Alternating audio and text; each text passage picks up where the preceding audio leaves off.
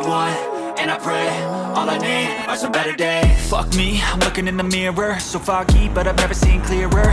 I don't really think anyone can save me, and honestly I'm not really sure I want saving. I like to be my own worst enemy. There's no risk if you don't try at anything, so I'ma just keep buying everything. See you in the next life, have to be a better me. I don't think that my head's so straight.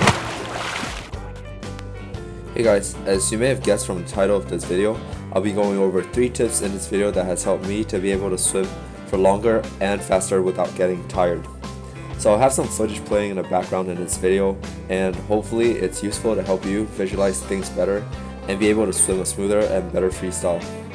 So with that said, let's move on to the first tip, which is also the most important factor that people often overlook in freestyle, which is to glide. Now if you're wondering what glide means, just imagine you're skiing on sandpaper. So instead of allowing the momentum of each push to move you forwards on the snow, you immediately come to a halt after each push due to friction. This results in more number of pushes to reach the distance you want, and also harder pushes to reach the speed you want. It will be the same in swimming if you disregarded this glide phase, because gliding is the phase of rotating your upper body and extending your forward arm to maximize the distance you travel per stroke. So let's look at this more closely in slow-mo. I'm using one of those floats to allow my lower body to stay afloat without the need to kick, and this will allow me to focus on purely my upper body. And this is also an effective way for you to practice your freestyle. So notice how every time my hands enter the water, I do not immediately bend my elbow and go for the catch. Instead, I rotate my shoulders so that the forward reaching arm is able to glide even further on the surface of the water. During this phase, I'm still moving forwards at the same speed as I entered the water, but using almost no energy at all, hence why gliding is so important. In addition to that, after you glide, you're also able to catch a lot more water, since now your arm is fully extended beneath the surface of the water, and your body position also allows you to maximize those core muscles to pull the water backwards. As you can see in some of those clips, when my right arm is reaching forwards, you can almost see my whole back, which is something that you're aiming for. Now, one important thing to note when focusing on a glide, and what a lot of people do wrong, is that you want your gliding arm to be just slightly beneath the surface of the water and not reach downwards. This is to reduce drag and also set you up for a better catch phase. So with that said, let's move on to my second tip, which is to swim with gentleness. It might sound weird, but let me explain. A lot of people, when they just start swimming or is less confident in the stroke, you start to increase your stroke rates and make a lot of splashes when you enter the water as a mean of keeping you floating and feeling like you're going fast. But what you're really doing is just wasting your energy on unnecessary places and not maximizing your energy to move forwards. Let's use another analogy to explain this better. So when you walk, I highly doubt that anyone walks by smashing your whole foot on the ground. Instead, it's a very gentle and smooth transition from your heels to the balls of your foot. So why would you want to smash your palms every time you enter the water?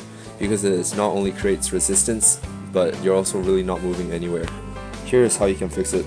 I'll be showing some clips above the water, and you can see how I guide my hands with my fingertips facing forward first into each entry. You want to enter the water each time with a purpose and control, and not just let it freely swing.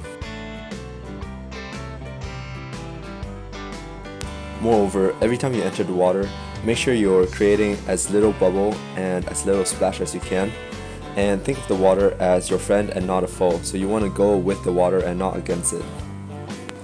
Let's go back to some underwater clips and notice how every time I enter the water, I'm creating minimal bubbles that trail along my fingers. This is usually a positive sign that you are controlling your entry and not just splashing in. If you notice a bunch of white foamy bubbles trailing on your hands every stroke, you're most likely entering too aggressively. But of course this would be different if you were just trying to go fast for something like a 50-meter freestyle. And that leads me on to my last tip of this video, which is body position. What I mean by body position is that you want to maintain a neutral and horizontal position throughout the whole swim and not let your lower body sink. If you've seen any professional swimmers, you will notice that their body position in the water is very straight and close to the surface of the water. Sometimes you can almost see their whole upper back above the water. This reduces drag and energy consumption.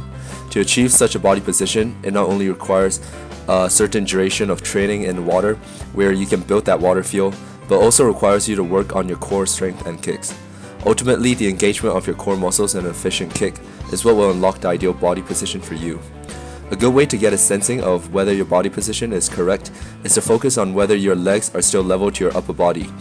and if the surface of the water is level to the center of your head. If you start feeling your legs sink lower than the rest of your body, or the surface of the water is at your forehead, then most likely you are tilting your head too high up and your kicking is not sufficient. Another way to get a sensing of if you are horizontal in the water is to see if you can feel the water flowing over your head, shoulders, back, and butt. If this is the case, then that means you are most likely at a good horizontal position. But you might be wondering how to maintain such a position without using so much power on the kicks, and this is where your fundamentals comes in. If you have an efficient kick, you really do not need to kick so hard to keep your legs from sinking. In fact, one of the best long distance swimmers in the world, Katie Ledecky, barely kicks at all in her competitions, and yet she is still able to take on a massive lead above her competition. I'll have more videos in the future on ways you can improve on your kick and core strength at home without any equipment, but also dryland drills to improve on the other tips mentioned in this video. So stay tuned for those, and with that said, thanks for watching and bye.